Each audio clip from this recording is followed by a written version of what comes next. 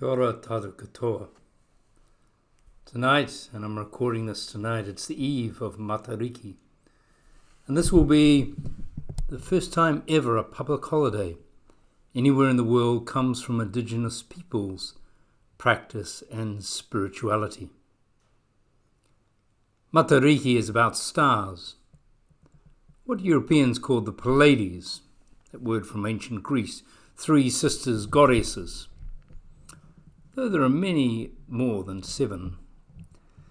There are something like 250 stars that we can now identify in Matariki or Pleiades.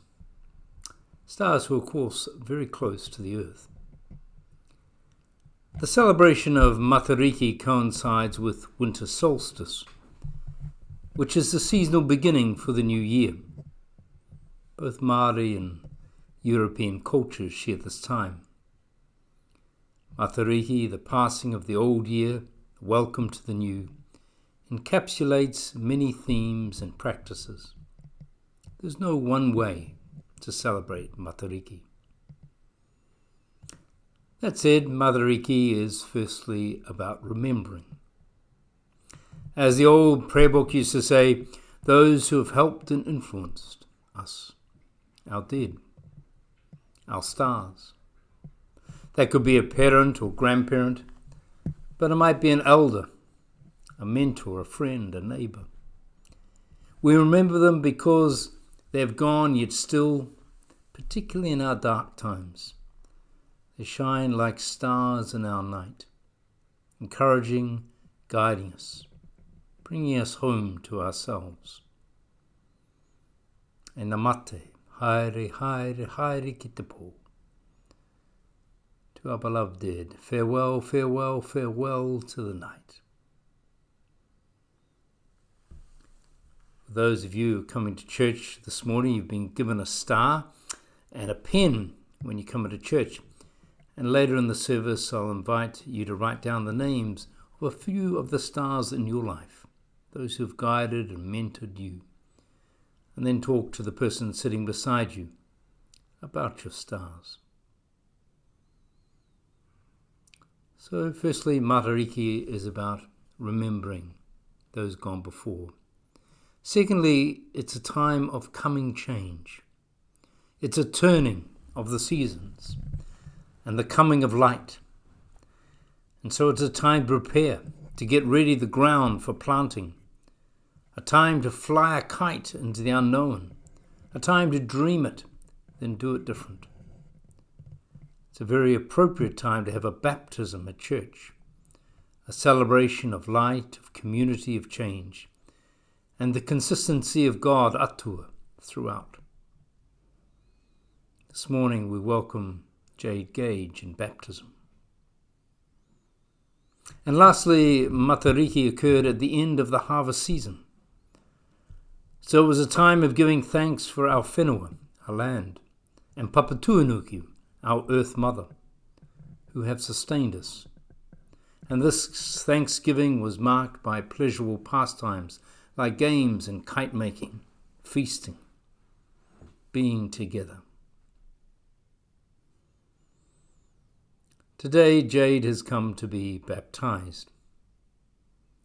Baptism is one of those rituals in the church that has evolved over the centuries. Its origin was in communal bathing practices. Baptizo was the common everyday word for bathing. And we in the Slooks village here, well, we'd come together to bathe together in a public bath.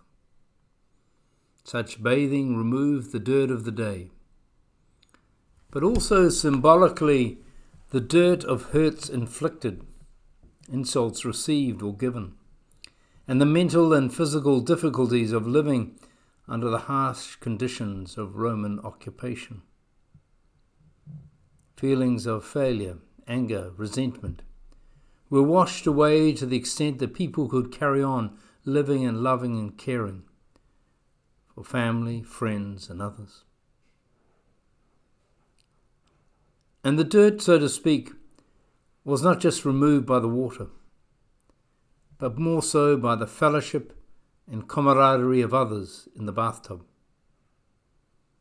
Together we gave each other strength and a reminder that we belong together. Baptism as we have received it today is not theoretically that dissimilar from the earliest days. We celebrate that Jade is loved by God, belongs in God, and has always belonged in God. We might think of God as like that public bath, always consistently there, always a place of refreshment, meeting, and communal healing. To be baptized, Jade simply needs to step into the bath and thus to signify her belonging not only in God, but her belonging in this community of the bath. To step in is to become who you are. But in belonging to this community of the bathtub and enjoying the fellowship and camaraderie, we also take on the tasks of helping others, to support them, to help them with the dirt of hurts, with the injuries that life can throw our way. And of course, there's always the rostered tasks of cleaning the bath and maintaining it, and to making sure there are places like this community, where anyone can come for spiritual food of support and friendship.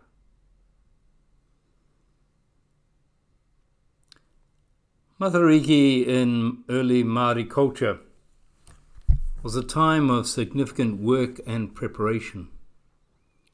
The harvests of the summer season had been appropriately stored to sustain the people through the winter, and preparations for a new season were being made. With winter, of course, came the rain. Don't we know the rain? And the land was inundated with fresh water.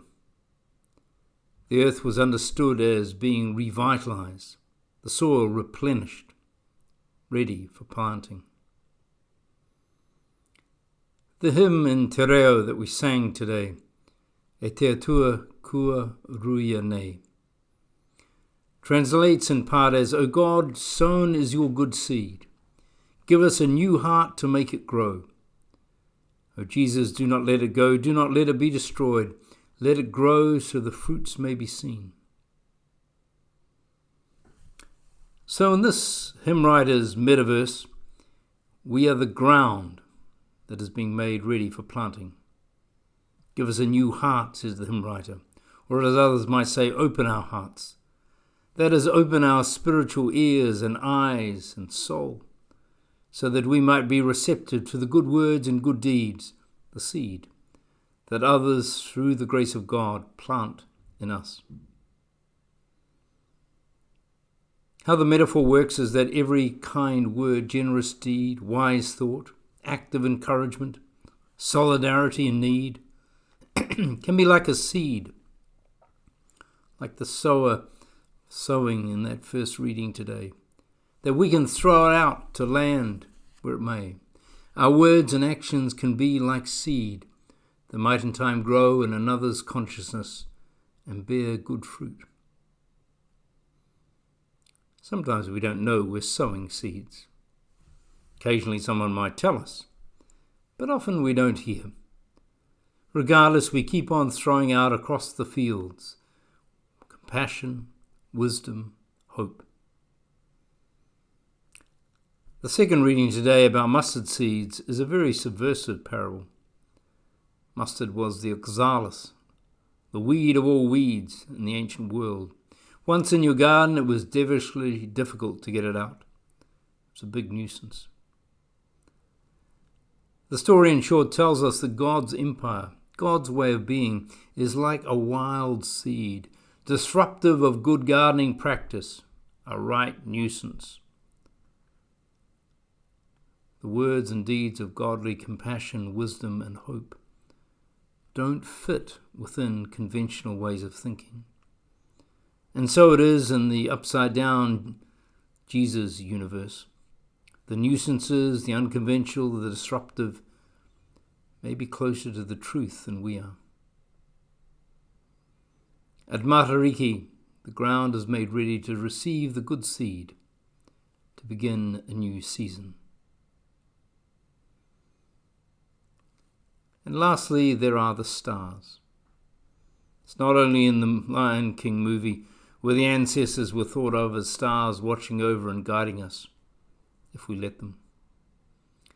Many of us have had people in our lives who have mentored us, sometimes just once, sometimes for most of our life. People who have given or showed us good counsel in difficult times. People who have listened and by their presence given us what we needed. Some of those people might not be saints, that is, their flaws might be very obvious. But for a while they were the person through whom we were helped, through whom we might say God spoke.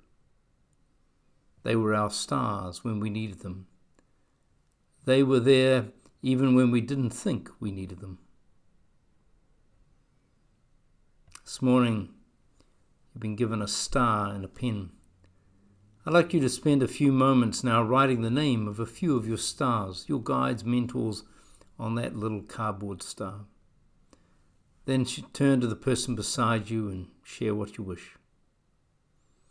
For others of you who like to make things, there's an activity at the back where Christine will lead you in making Matariki stars to go in the beautiful display of the night sky we have. One final thought. Marina, the moderator of Te Akapuaho, the Māori section of the Presbyterian Church, wrote this week about Matariki and prayer. She talked about karakia, prayer, being a way of respect, a lifestyle of respect. Respect for one another, the earth, the ancestors, the seasons. She wrote, "We lived karakia, we lived prayer. We talked it and we walked it." The kōpapa, the way of Matariki, is respect. Blessings to you this week.